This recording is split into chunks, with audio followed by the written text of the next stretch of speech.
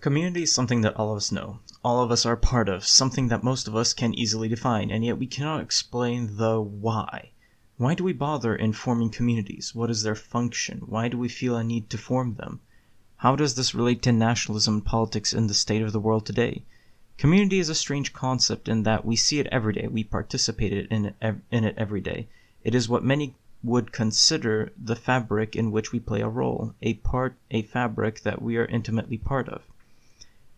Community is something far more important than many of us realize. It is something that we often take for granted, until it's not there.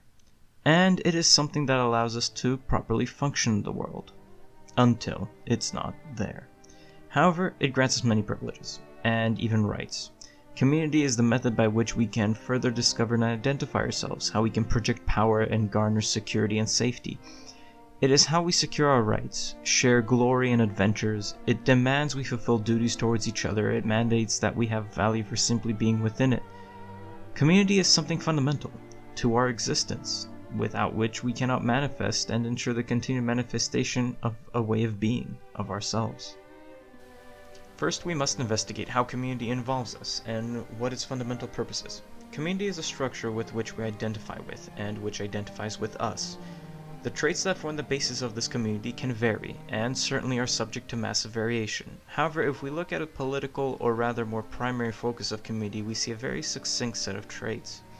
Usually these traits tend to center around immutable characteristics, things that form our identity as individuals and allow us to relate to others like us more readily. And then we see things such as history, preferences, tolerances coming in to form a more advanced and personal social mesh that binds us together.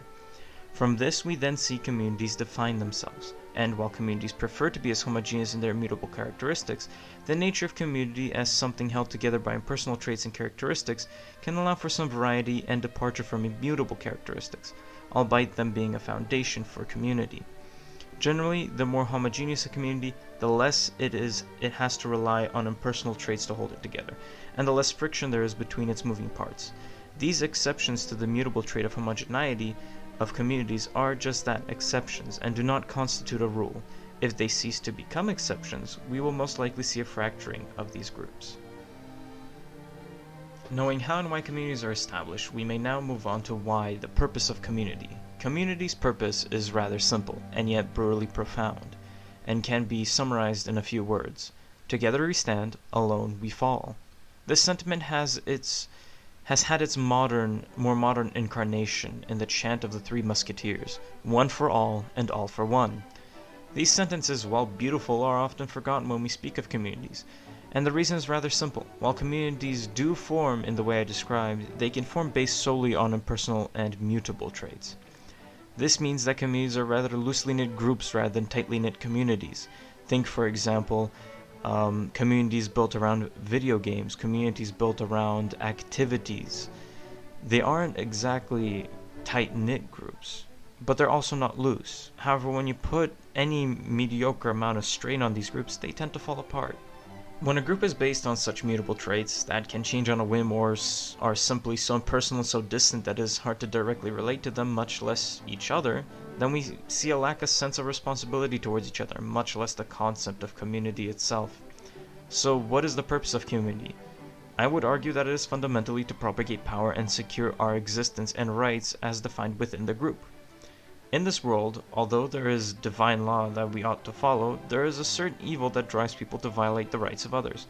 Without the group, without the capacity to come together and defend what is ours, to defend each other, we are vulnerable to anyone or any other group.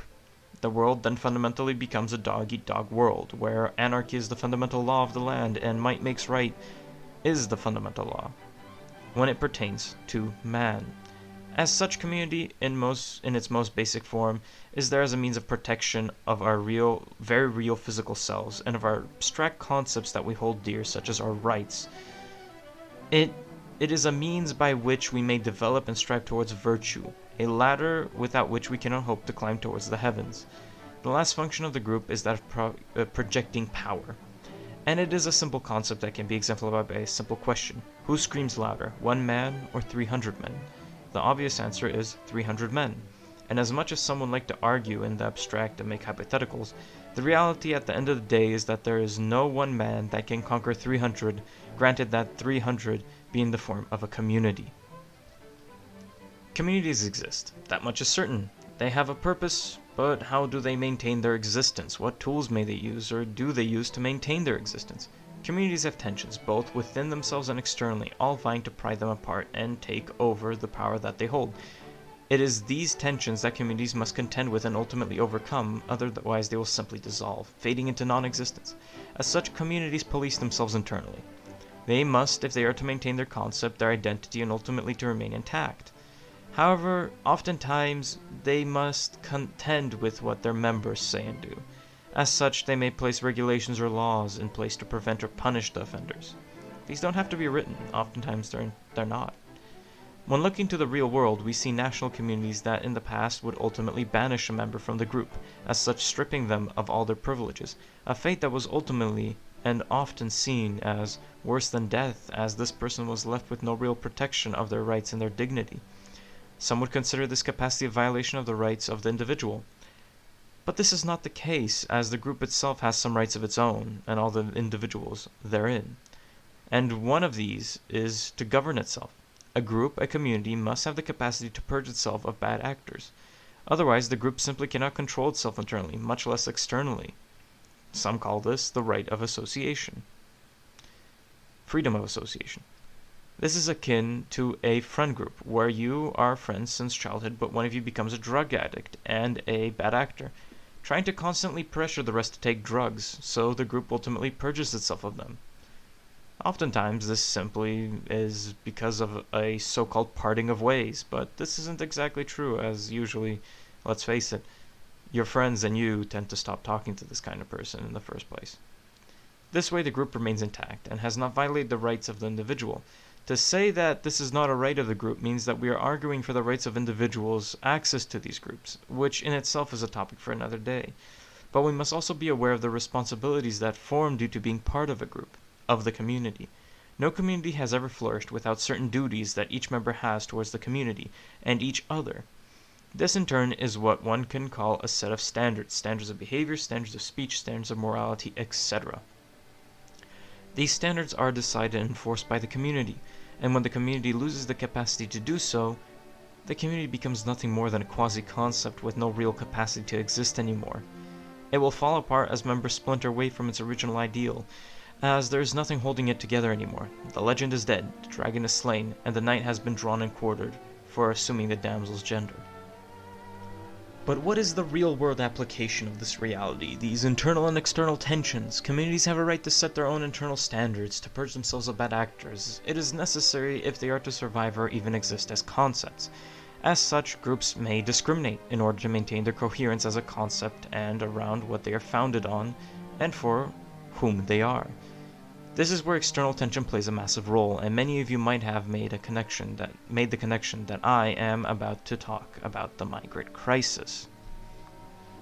The migrant crisis is the greatest kind of external internal tension that anyone could imagine. It is an unholy alliance between backdrafters within the community and its external adversaries, coming together to fundamentally destroy the community itself in order to establish their own dominance and that of their community. The internal tensions we can easily identify: LGBT activists, minority rights advocacy groups, groups such as the SPLC, anti-racism activists, Antifa, etc. These are all bad actors who have been simply allowed to exist. However, how did they come about? The answer is rather simple. They redefined a nation to something that you do, not something that you are. As such, they made room for themselves and suddenly made the community of the nation permeable. Anyone could now become French, anyone could become German, English, or Polak. All one had to do was accept them personal qualities that were arbitrarily defined by this new definition, traits that could be simply embodied by anyone at any time. However, the migrants can't get in this way alone. This was but simply the first move those on the inside made in order to open the gates for the barbarian hordes. Now that the community is established as permeable, founded on the impersonal, both LGBT groups and many other groups can begin to assert their dominance, their foothold. Notice how the LGBT community has its own flag, its own culture, and its own parades.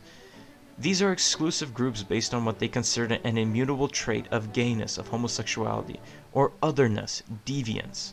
They, in order to survive as a group, had to first break down societal willingness to enforce their own community standards upon them, and then ultimately to break up the larger community itself to gain victory. This is why the unholy alliance of Islamists and LGBT activists exists, and how these groups have an odd symbiotic relationship with each other, albeit what many would consider them being mortal enemies.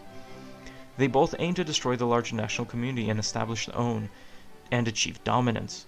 In order to survive, they must be dominant, have the capacity to project power. In what ways have they not achieved this? LGBT persons are essentially first-class citizens. Minorities are also granted unique privileges, such as being guarded by the state from criticism. The national community has lost its concept of its foundation on immutable traits, severing ties between individuals. It has lost its capacity to enforce its social standards within itself, letting internal tensions run rampant. These internal tensions ultimately led to the breakup of the concept of community itself, watering it down until it was either non-existent or so permeable that it could realistically encompass almost anybody. And tell me, who cannot be English? Who cannot be British? Who cannot be German, French, American, or Canadian? All they have to do is simply say, I love X country and I do X things, therefore I am X. It doesn't work that way, and we all know it doesn't, but somehow they still get through with it.